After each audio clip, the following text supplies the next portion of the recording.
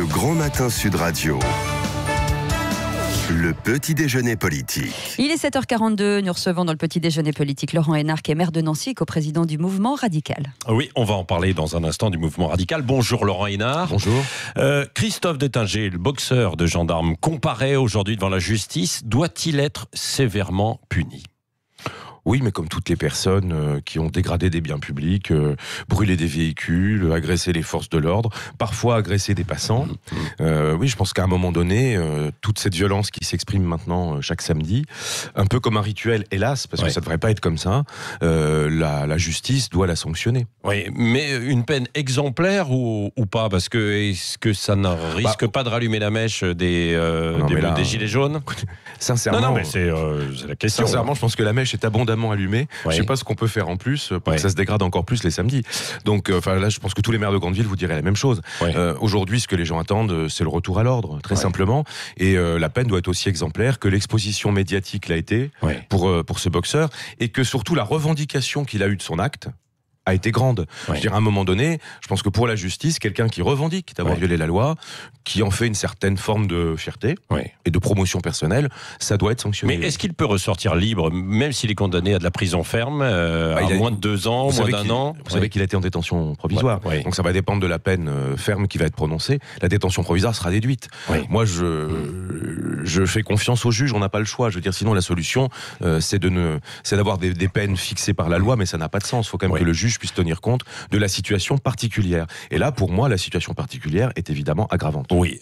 Laurent Hénart, à propos de mèche, c'est la taxe carbone qui est à l'origine du mouvement des Gilets jaunes. Et voilà que l'idée est relancée par des ministres de la transition écologique, plusieurs ministres, 86 députés qui poussent aussi pour relancer alors une nouvelle forme de taxe sur l'essence, un outil, disent-ils, plus équitable. Est-ce une bonne idée selon vous ? La taxe carbone, elle est dans tous les engagements des formations politiques depuis 15 ans. L'idée étant de prendre sur les énergies qui polluent, qui rejettent du carbone, pour financer justement des opérations ou des investissements exemplaires en matière de transition écologique. C'est d'ailleurs un sujet sur lequel à Nancy on s'est beaucoup engagé, puisqu'on a adopté 30 objectifs pour 2030, avec une volonté de faire la transition écologique. Moi j'en retire peut-être deux éléments. Un, cette taxe carbone, elle sera comprise que si elle est intégralement rendue. Et moi je pense que le premier sujet qui a énervé beaucoup de Français, c'est l'idée qu'on prenait plusieurs milliards et qu'on rendait quelques centaines de millions. Je pense qu'il faut montrer que le produit de la fiscalité verte va intégralement à l'investissement dans les logements, à l'investissement dans les transports en commun, à l'investissement dans tout ce qui permet de polluer moins, à l'investissement aussi, pourquoi pas, dans la transition alimentaire. Mais est-ce qu'il faut de nouveau taxer les carburants ? Parce que vous êtes justement élu d'une grande ville, Nancy, et beaucoup de gens prennent leur voiture pour venir travailler. La taxe carbone, c'est plus que taxer les carburants. Oui, bien sûr. C'est taxer toutes les sources d'énergie qui polluent. Je pense qu'il faut le faire, il faut simplement que le produit soit intégralement redonné à l'investissement sur le non-polluant, si je puis dire. Puis le deuxième enseignement, c'est la trajectoire, ce qu'on appelle la trajectoire. Beaucoup de sénateurs, dont un sénateur de Meurthe-et-Moselle d'ailleurs, Jean-François Husson, qui fait partie du conseil municipal, avaient alerté sur le fait qu'en fait la taxe carbone venait s'ajouter à un moment de flambée des prix sur le marché. Et c'est vrai qu'il faut, sur une taxe qui va se développer sur plusieurs années, il faut évidemment intégrer l'évolution du marché et faire en sorte que les choses soient progressives. Ce n'est peut-être pas le moment quand même de rallumer cela, et notamment sur la fiscalité, on dit qu'il y a un ras-le-bol fiscal. Là, ce serait une nouvelle taxe, ou alors il faut supprimer un autre impôt. Il faut supprimer d'autres impôts, oui, j'en suis convaincu, bien sûr. Ça, c'est ce qui ressort du grand débat qui est mené chez vous, notamment, comme ailleurs. Oui. Moi, je pense que le vrai impôt sur lequel il faut travailler, c'est tout ce qui vient pénaliser le travail, à commencer par les cotisations sociales. Et en contrepartie, il faut avoir une fiscalité qui soit un peu plus sur les mouvements financiers. On parle de nouveau de la fameuse taxe Tobin, vous savez, la taxe sur les transactions financières à l'échelle européenne. Ça, c'est une voie à explorer, évidemment. On ouvre la voie de la taxation des GAFA, il faut avancer là-dessus. Et il faut une fiscalité verte. Notamment, et je terminerai par là, parce que c'est sûrement une des rares fiscalités qui pourra nous protéger à l'échelle européenne. Dans la compétition mondiale, il y a une vraie discrimination entre l'Europe et le reste du monde. C'est que nous, on essaye de respecter des standards écologiques et sociaux. Et il faut qu'il y ait des taxes qui protègent l'Europe de cette concurrence déloyale qui abîme l'environnement. Laurent Hénart, avant de mettre des taxes, est-ce qu'il ne faudrait pas penser à faire des économies plutôt ? Vous avez été dans un gouvernement où on voulait faire des économies à l'époque aussi avec Nicolas Sarkozy. Non, j'y étais avant. Oui, vous y étiez avant. Oui, pardon, vous y étiez avant. J'ai pas connu les grandes heures de Nicolas Sarkozy. Non, c'est vrai, vous étiez ministre avant. Sous Jacques Chirac. Oui, absolument, sous Jacques Chirac. Bah, vous voyez, voilà, ma mémoire flanche parfois, effectivement. Est-ce qu'il ne faudrait pas faire des économies? Et vous, en tant justement qu'élu aussi de terrain, vous dites il faudrait supprimer certains échelons et qu'il y ait de fusion des communes. Oui, alors c'est pas seulement dans un souci d'économie, c'est surtout dans un souci de bonne administration de la commune, quoi. Aujourd'hui, les habitants, ils demandent plus de services de proximité. Avant, vous avez raison, on augmentait les impôts. On voulait faire plus de choses pour la vie quotidienne des gens, embellir la ville, la nettoyer, un peu plus de sécurité, des écoles, des équipements. Et ben, on augmentait les impôts. Aujourd'hui, on ne peut plus augmenter les impôts, les gens saturent. Et ça, tous les maires le voient. On voit très bien que c'est même pas la peine d'aller une minute imaginer parler d'augmentation d'impôts locaux. Bah oui, mais on en parlait justement à l'instant. Donc il faut dégager. Il faut dégager des marges. Il faut dégager des marges, et la seule façon de dégager des marges, c'est moins de dépenses sur la structure et plus de moyens sur la proximité. Quand on a des communes très intégrées, ce qui est le cas à Nancy, où franchement... franchement, il faut y aller alors, quoi. Oui, moi je pense franchement il faut y aller. Simplifier la carte communale et la carte intercommunale. Et à supprimer les petites communes. Mais est-ce qu'il est pas légitime de s'interroger sur l'organisation communale qui a plus de 200 ans quand même? Elle n'a pas bougé depuis la Révolution. Donc peut-être qu'on peut se dire qu'on va modifier quelques éléments. D'autant plus que la loi sur les communes nouvelles propose plutôt une solution de fusion-association. Je m'explique. 1, ça se fait pas sans les habitants.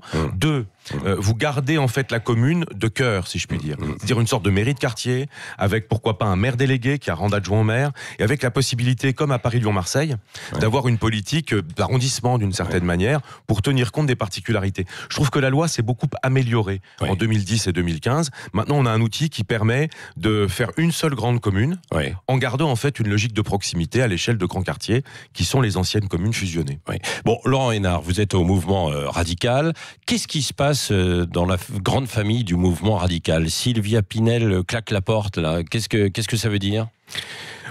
Ça veut dire, je le regrette d'abord, qu'elle n'a pas voulu attendre le congrès du 9 mars pour, à la rigueur, dire qu'elle n'est pas d'accord avec la ligne politique du mouvement. C'est quoi votre ligne? La ligne politique du mouvement, c'est une ligne d'indépendance. C'est-à-dire que très clairement, depuis qu'on a fusionné radicaux de gauche et radicaux de droite, on soutient des actions du gouvernement qui vont dans le bon sens. 2 exemples rapides. Est-ce que c'est de l'indépendance, ça, puisque vous soutenez le gouvernement? On soutient les actions du gouvernement qui vont dans le bon sens, et on fait des propositions alternatives quand on n'est pas d'accord. À titre d'exemple, on a soutenu, si on prend un sujet d'actualité, le travail de Blanquer en matière d'éducation, le dédoublement des CP-CE1, la volonté de revenir à des matières fondamentales. Aujourd'hui, la volonté d'installer l'école maternelle de manière beaucoup plus forte dans le système éducatif. À l'inverse, on a très tôt dénoncé les 5 euros d'APL, la politique sur le logement social qui nous paraissait pas bonne. On a alerté sur le fait que le gouvernement ne prenait pas en compte vraiment les collectivités locales. Et c'est vrai qu'on défend particulièrement la laïcité. Donc il y a des sujets sur lesquels on est d'accord, on le dit franchement. Il y a des sujets sur lesquels on a un désaccord, on le dit franchement. Là, ce qui arrive, c'est le débat européen. Et il n'y a que 2 postures sur le débat européen. Soit vous vous dites que le débat européen, c'est un débat vraiment pour l'Europe. Et donc, on rassemble tous ceux qui ont le même projet européen. Et moi, j'avoue que vis-à-vis de personnalités comme Alain Juppé, comme Pierre Moscovici, comme Michel Barnier, vis-à-vis de formations politiques centristes à côté du mouvement radical, on peut partager un même projet européen fédéraliste, une Europe qui s'intègre plus, qui se bat et qui se renouvelle aussi. Ou alors, on fait comme Marine Le Pen, on fait comme Jean-Luc Mélenchon, et on dit que on va faire une élection nationale finalement avec les élections européennes.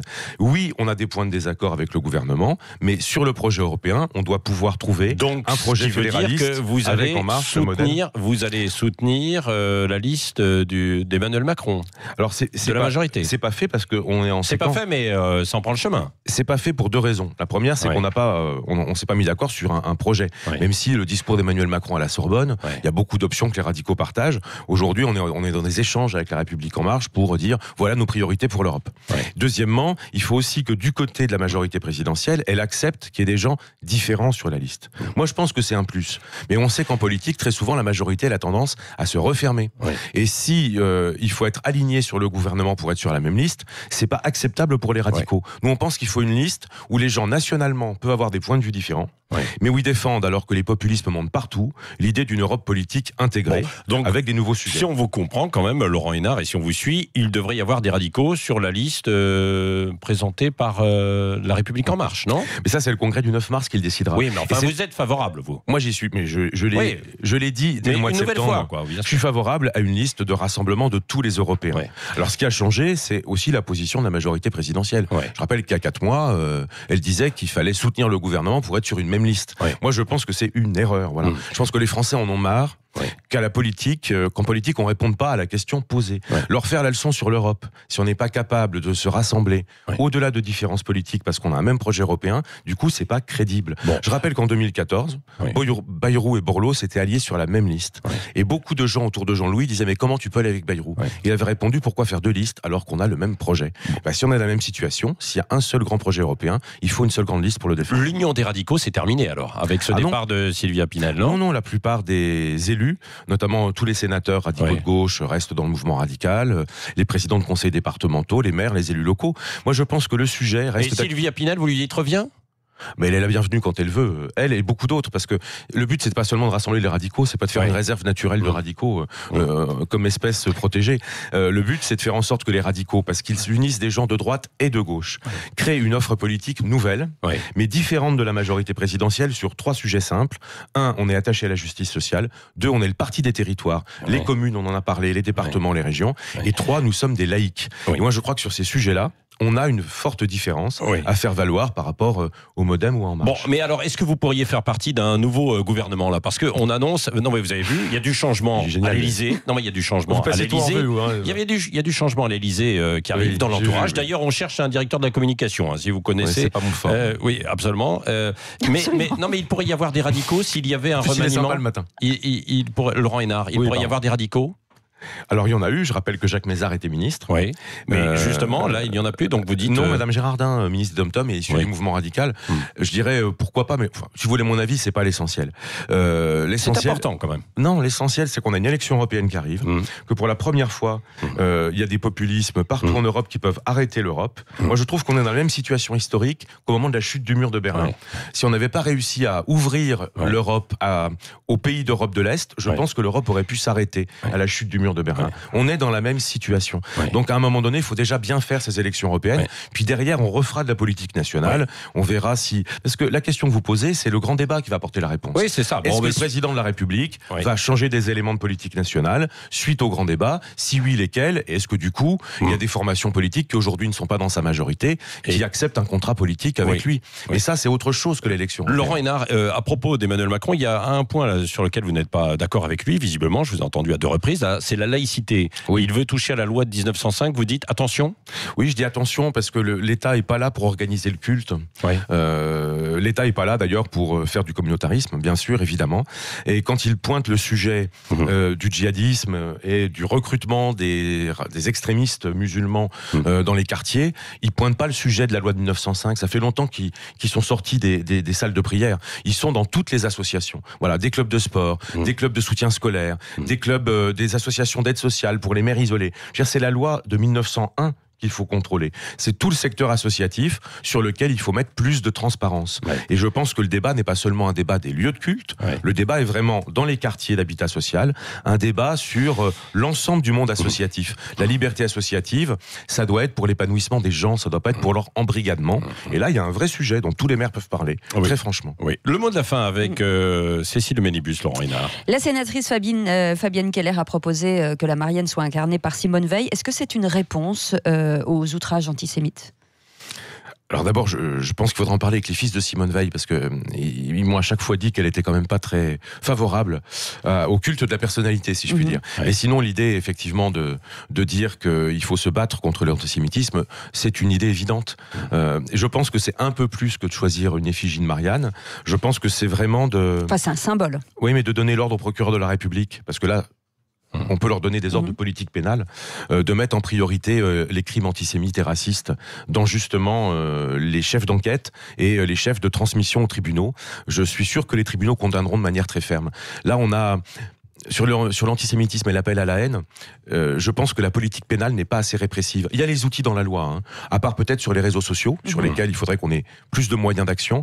Il faut simplement mettre en œuvre la loi. Et quand vous regardez, c'est pas normal que le fait d'être juif amène à être en insécurité en France. C'est pas admissible en République. Nous, on a une communauté juive à Nancy très active. Ils s'inquiètent comme tous les juifs de France. Et il faut que l'État qui veulent partir. Et il faut, bien sûr, certains font leur alia, comme on dit, en Israël. Et il faut que la France puisse dire aux juifs, parce que derrière les juifs, ce seront d'autres communautés et d'autres parties du peuple derrière, il faut qu'on puisse leur dire qu'ils ont droit à la sécurité de la République. Et vous avez un invité surprise. Salut Lolo, tu me remets, c'est Nadine Morano, la seule, l'unique, la véritable quiche Lorraine. Alors, c'est vrai parce que t'es peut-être maire de Nancy, mais moi je suis carrément l'ambassadrice de la ville dans le monde entier, all over the world, carillonne la Nadine. Alors tiens, voici ma question Lolo, plutôt que de parler de ton bouille politique, je vais te parler cuistance. Tu sais comment on la cuisine, toi, la quiche Lorraine? Ah oui. Vas-y, balance la recette. Bon, voilà. Prenez votre pâte. Ouais. Il faut mettre du lard. Faire une petite. Alors, ceux qui mettent du gruyère sont des hérétiques, d'un point de vue lorrain. Oh là là. Je dis pas ça pour Nadine Morano. Je sais pas si elle met du gruyère pour sa quiche lorraine. Mais normalement, ce que vous faites, c'est ce qu'on appelle une sorte de petite migaine, c'est-à-dire de la crème, du lait et de l'œuf.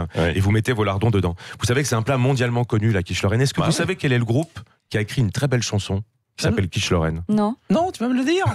Les B-52s. Ah oui, les B-52s. Ils ont fait un succès planétaire qui s'appelle Quiche Lorraine. Eh ben, j'allais lui demander de la chanter, mais ça va pas être possible. Les B-52s. Ce week-end, on vient manger chez Lolo. On va aller chez Et aussi la potée, on pourrait parler longuement de cuisine lorraine. Merci Laurent Hénard, maire de Nancy et co-président du mouvement radical, d'avoir été ce matin l'invité de Sud Radio. Et merci à Dany Nadine Moreau d'avoir été avec nous. On vous retrouve Dany Moreau à 8h. Va rester avec nous, 7h58, c'est Sud Radio.